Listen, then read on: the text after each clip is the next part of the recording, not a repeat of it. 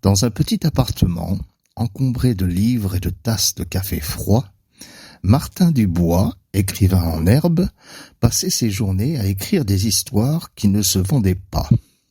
Son dernier roman, Les aventures de Gontran le Gourmand et de ses amis excentriques, était une comédie absurde mettant en scène un groupe de personnages loufoques. Gontran, un homme obsédé par les sandwichs au jambon, Élodie, une danseuse de claquettes qui communiquait uniquement en rimes, et Jean-Kévin, un hamster parlant qui se prenait pour un philosophe existentialiste. Le livre avait été publié à compte d'auteur et vendu à quelques dizaines d'exemplaires seulement, avant de sombrer dans l'oubli.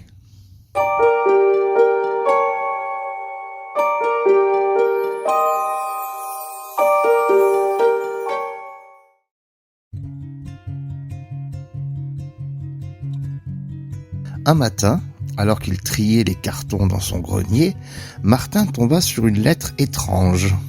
Elle était écrite sur du parchemin avec une encre qui semblait ancienne et portait un sceau de cire rouge. Intrigué, il l'ouvrit et lut. À l'auteur divin, maître des mots sacrés, nous, les fidèles de l'église de Gontran, vous prions de nous accorder votre bénédiction. Vos prophéties ont illuminé toutes nos vies et guidé nos pas. Que votre sagesse continue de nous éclairer. Martin éclata de rire, pensant à une blague de mauvais goût. Mais, en fouillant dans le carton, il découvrit un exemplaire de son livre, couvert de poussière et de taches d'humidité. Sur la couverture, une inscription manuscrite disait « Texte sacré de l'église de Gontran, année 1423. » 1423, murmura-t-il perplexe, c'est impossible. Pourtant, en examinant le livre de plus près, il remarqua que le papier était jauni et que l'encre avait pâli avec le temps. Une odeur de vieux parchemin flottait dans l'air. Martin sentit un frisson lui parcourir l'échine. Était-ce une farce élaborée ou quelque chose de réel ?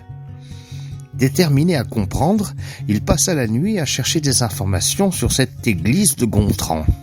À sa grande surprise, il trouva des références à un culte médiéval qui vénérait un texte appelé « Les paroles de Gontran ». Selon les historiens, ce texte était considéré comme une révélation divine et ses personnages étaient vénérés comme des prophètes. Gontran était vu comme un guide spirituel, Élodie comme une muse inspiratrice et Jean-Kévin comme un sage philosophe. Mon livre, un texte sacré, murmura Martin incrédule, mais c'est une comédie absurde. Il décida de creuser davantage.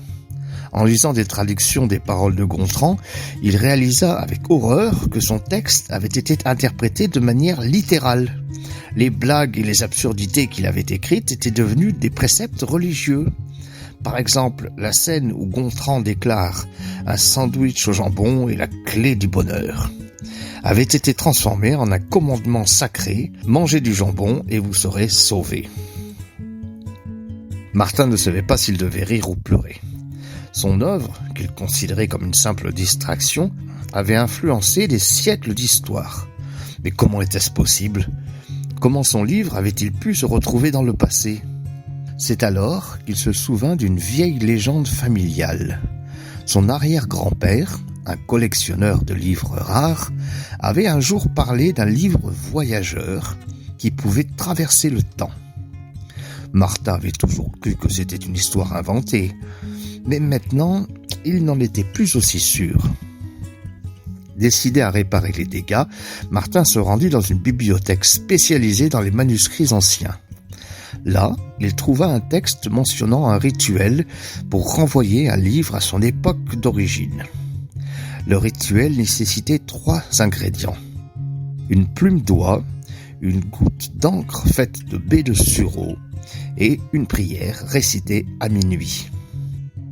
Martin passa des jours à rassembler les ingrédients. La nuit venue, il alluma des bougies, posa le livre devant lui et récita la prière. À minuit pile, une lumière étrange enveloppa le livre et Martin sentit un vent glacé souffler dans la pièce.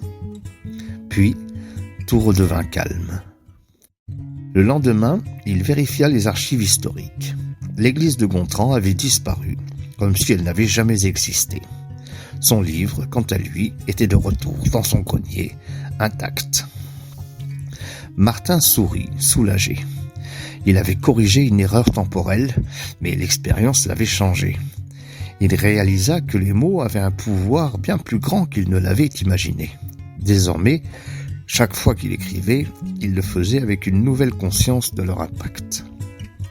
Et parfois, dans le silence de la nuit, il lui arrivait de rire en pensant à Gontran, le prophète du jambon, et à ses amis excentriques devenus, pour un temps, les guides spirituels d'un monde médiéval.